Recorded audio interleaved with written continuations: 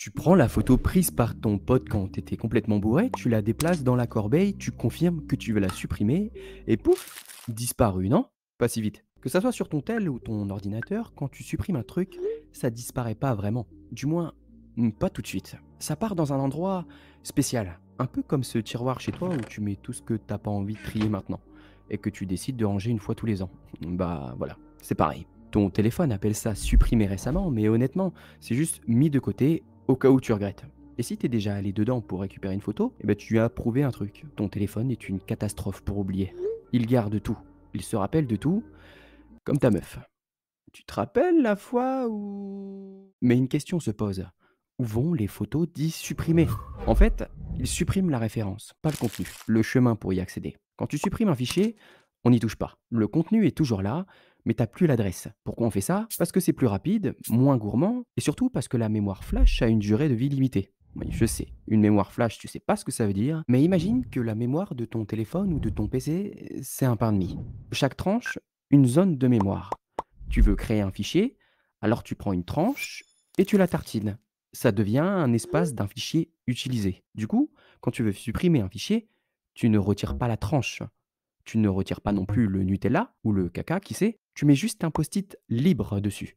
Et quand le PC ou le téléphone a besoin de place, il cherche des tranches avec le post-it libre. Pourtant, il n'est pas si libre que ça, car ça a été tartiné. Donc il y a toujours un fichier dessus. Et c'est là la subtilité. Il retartine par-dessus. Donc l'ancien fichier, le Nutella, est toujours là, mais pas en entier.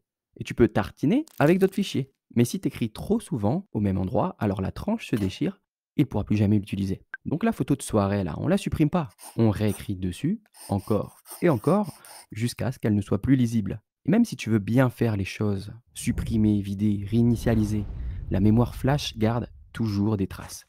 Parce qu'elle a ce qu'on appelle de la wear leveling. Elle équilibre l'usure entre les blocs. Donc parfois elle garde des morceaux d'anciens dans des zones qu'elle n'utilise plus. Tu as aussi des outils ou carrément des boîtes spécialisées en criminalistique numérique. Elles scannent les zones usées et recollent les morceaux. Alors même s'il n'y a plus de nom, plus de chemin, plus rien dans la galerie, ils prennent un fichier complètement détruit et la restaurent. Alors, ça fait flipper? Oui, mais ça sauve des vies aussi. Certaines enquêtes judiciaires se basent là-dessus. Et tu crois que c'est terminé? Pas vraiment. Même si tu essayes de détruire ta machine, un disque SSD peut encore parler. C'est la Pookie du jargon. Les données sont gravées dans des cellules de mémoire, comme des cicatrices numériques. Et tant que c'est pas explosé ou chauffé à très haute température, il reste des fragments exploitables. Et tu sais quoi? Même la cendre des données peut encore dire des choses. Suffit d'avoir le bon microscope. Alors si tu as un fichier que tu veux que personne ne retrouve, je te conseille de prendre ton PC et ton tel, d'aller dans le jardin et de l'enterrer. C'est plus sûr. Et aussi de t'abonner, sinon ça marche pas. Merci de ouf pour la force que vous me donnez, bientôt 1000 abonnés en 2 vidéos, c'est vraiment trop cool. D'ailleurs cette vidéo m'a pris 2 jours, et celle affichée à l'écran là, 2 mois. Alors va checker, tu regretteras pas, à bientôt.